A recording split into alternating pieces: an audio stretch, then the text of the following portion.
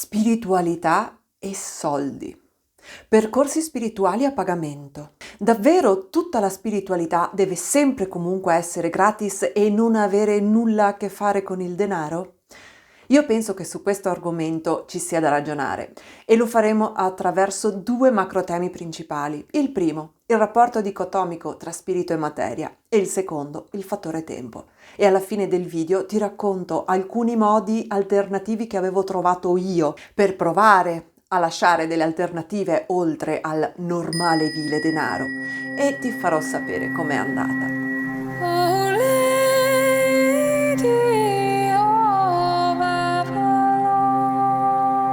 Se non mi conosci, sono Laura Ghianda. Con questo canale mi occupo di una differente visione del mondo e della realtà attraverso la spiritualità radicata e la teosofia, una filosofia di vita attraverso l'immagine guida di una madre cosmica.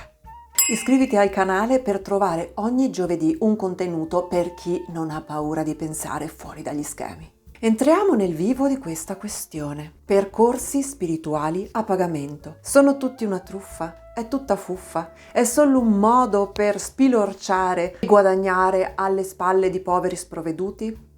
Ora intendiamoci, nel mondo c'è di tutto. Ci sono persone oneste e anche persone disoneste. Ci sono persone in buona fede che fanno grossi danni e persone che invece sono molto preparate ma non riescono a offrire la loro conoscenza al mondo per delle convinzioni che ci continuiamo a portare dietro, tra cui questo rapporto tra spiritualità e denaro, per cui viene veramente molto difficile proporre qualsiasi iniziativa, che sia un seminario, che sia un percorso, che sia una conferenza, senza chiedere un contributo anche economico.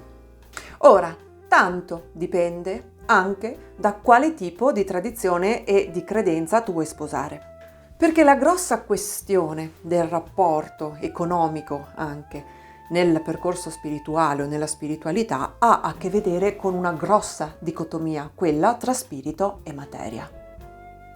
In realtà, se noi andiamo a vedere le varie comunità umane storicamente ma anche altrove del mondo, non esiste e non è mai esistito che una comunità non si prendesse cura anche delle esigenze materiali delle persone che a loro volta si prendevano cura della comunità tramite la risposta al bisogno spirituale della comunità stessa.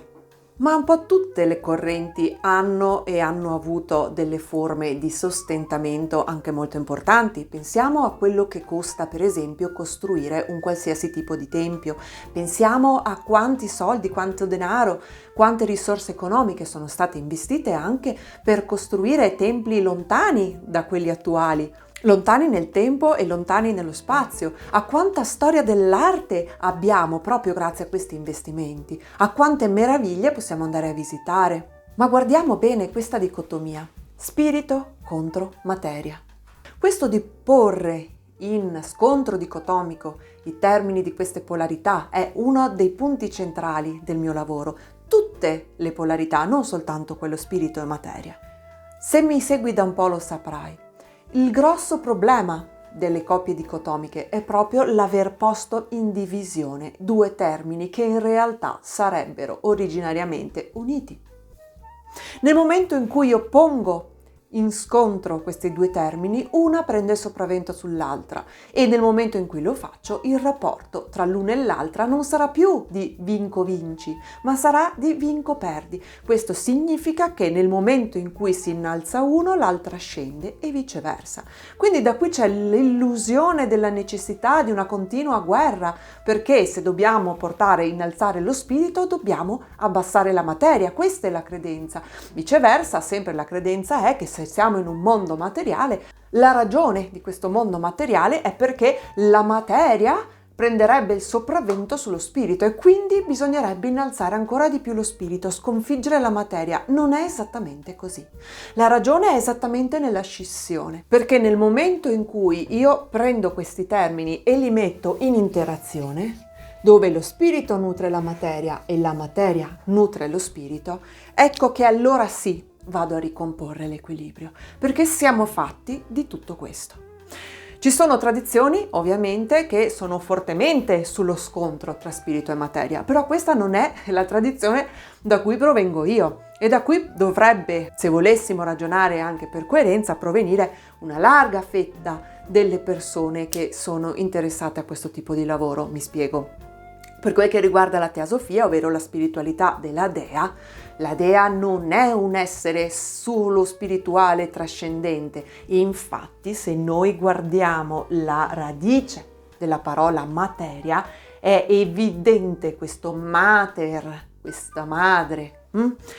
Ecco che se noi individuiamo come sacro, come anche nella spiritualità radicata, che tutto ciò che ci circonda è sacro, non c'è questa separazione netta tra il mondo che viviamo tutti i giorni e un mondo spirituale che si troverebbe altrove. Ecco che allora questa scissione viene a mancare di senso e piuttosto andiamo a eliminare il fattore di scontro per tenere lo spirito e la materia in un reciproco nutrimento, una reciproca danza.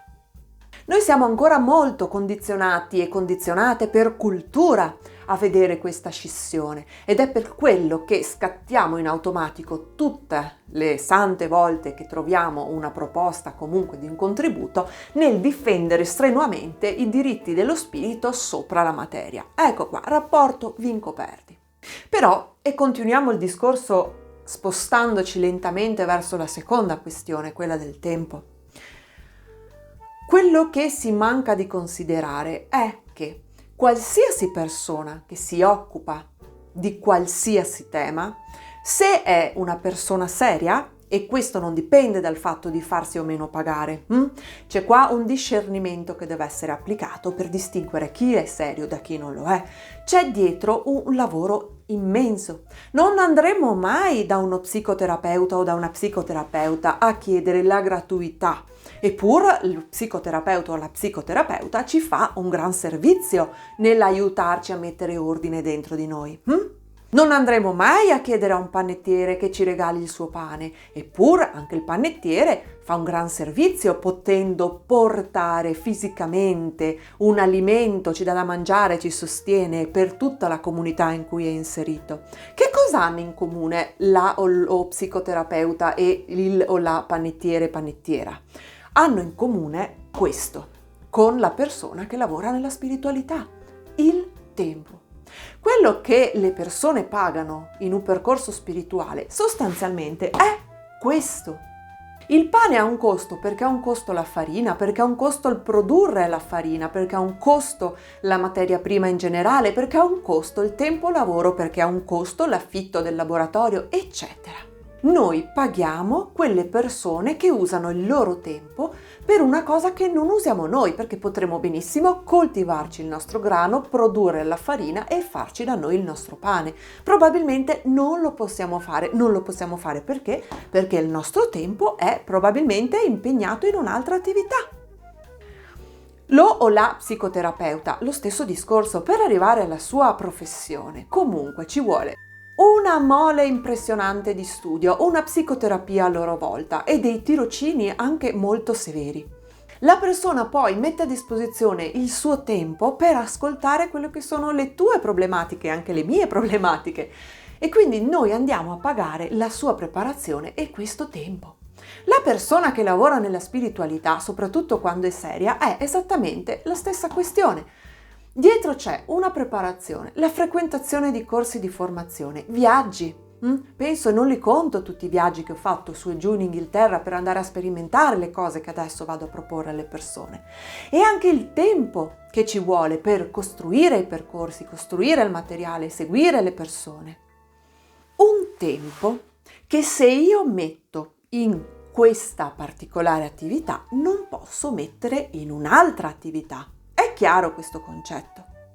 Ne consegue che se la mia giornata è fatta di 24 ore e che se per portare un percorso di qualità, ad esempio un seminario di qualità, ho bisogno di gran parte di quelle ore per prepararmi, come posso io vivere la dimensione della materia, oltre che quello dello spirito, in questo mondo? Come posso io vivere in questo mondo, con quello che questo mondo mi richiede, se il mio tempo lo sto mettendo in altro?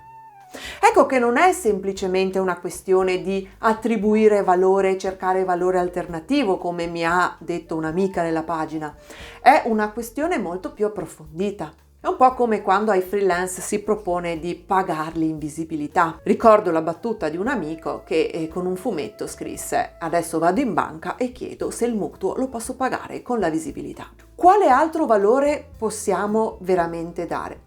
Io degli esperimenti li ho fatti in passato perché anche a me ci è voluto un po' di tempo per entrare in questa dinamica e capire che anche io avevo fatto mio, perché siamo delle spugne, ricordiamoci, assorbiamo quelli che sono i valori del mondo da cui proveniamo. Io provengo da una religione che, pur la sua istituzione essendo veramente incredibilmente ricca, predica la povertà. Allora, all'inizio ho provato un sistema di sperimentazione che ho definito donazione responsabile. Cosa significa donazione responsabile?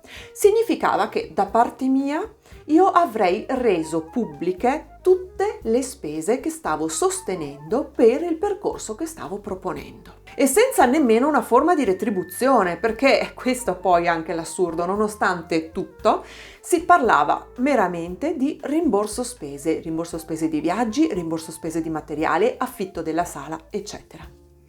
Quindi io viaggiavo tutte le volte 80 km al giorno, 2 valigie di materiali, la strada a piedi, il parcheggio da pagare e mi recavo in questa strada del centro con le mie belle valigie, arrivavo lì con la mole di tutti gli scontrini e quello che era stata insomma la spesa che stavo sostenendo. Avevo messo una cassetta per le offerte per cui ogni persona di sua coscienza, sapendo qual era insomma la mole delle mie spese, avrebbe potuto contribuire secondo quello che poteva dare. Cosa è successo? È successo che il fatto che ci fosse questa offerta libera ha fatto sì che a questo percorso si fossero iscritte veramente un numero impressionante di persone, ma proprio perché l'offerta era libera e quindi non c'era un vincolo, le persone sono state molto scostanti nel tempo. Quindi, a fronte di una mia preparazione di tutto un percorso e di un'estrema fatica, non avevo un numero costante di persone e quindi era molto difficile anche creare un gruppo di lavoro, perché le persone continuavano a cambiare, venivano e non venivano. Moltissime sono venute all'inizio e poi si sono perse per strada, naturalmente, proprio perché, essendo che si poteva mettere l'offerta libera di volta in volta, mancava proprio anche la dimensione dell'impegno. Ma quello che più mi ha convinto per un mai più nella mia vita era che durante l'incontro invernale, il giorno prima aveva nevicato. E nonostante tutto mi sono fatta i miei 80 km in macchina, mi sono trascinata le mie valigie in mezzo alla neve, ho preparato tutto e siccome con la neve è scomodo muoversi, non era venuto quasi nessuno. Quella volta lì le persone che pure sono venute hanno messo nell'offerta una quota che era veramente troppo bassa, e così a seguire anche gli incontri successivi. Stiamo parlando anche di 5 euro per 8 ore di lavoro giornaliero.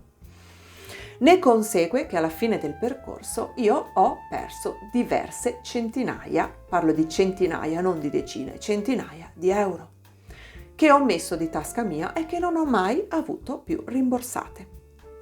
Questo è molto faticoso come lavoro, perché la preparazione e la serietà io l'ho messa costante. E sono le persone stesse che non sono in un momento di riuscire a prendersi degli impegni, se non a fronte di un pagamento. Ma soprattutto, nel momento in cui la persona va in perdita per tutte queste ore di lavoro, questo significa che probabilmente i miei talenti li dovrò mettere in qualcos'altro, in qualche attività che mi consenta di portare del cibo alla mia famiglia, di pagare il mutuo, di pagare le bollette e le mie utenze. E cosa vuol dire tutto questo? Svalutare il mio lavoro. Significa non considerare seri i doni che posso portare al mondo. Significa anche vivere in un mondo che non esiste. Perché l'idea ancora che noi non abbiamo da pagare il mutuo, che non hai da pagare la spesa, eccetera, eccetera, come se le persone che trattano di spiritualità vivessero in un altro pianeta, è veramente qualcosa un po' da romanzo fantasy. Detto questo, può non essere semplice coniugare il giusto prezzo per il giusto lavoro. Ma penso che sia arrivato il momento di fare un cambio di prospettiva. Le persone che truffano ci sono, le persone impreparate anche. Penso però che non sia più il chiedere il contributo quello che definisce chi è serio e chi non lo è, ma qualcos'altro. Su questo, se vuoi, ho scritto un articolo sul mio blog proprio dal nome Denaro e Spiritualità. Lo linko in descrizione. E tu, qual è il rapporto che tu senti verso denaro e spiritualità? Fammelo sapere nei commenti. Ciao, alla prossima!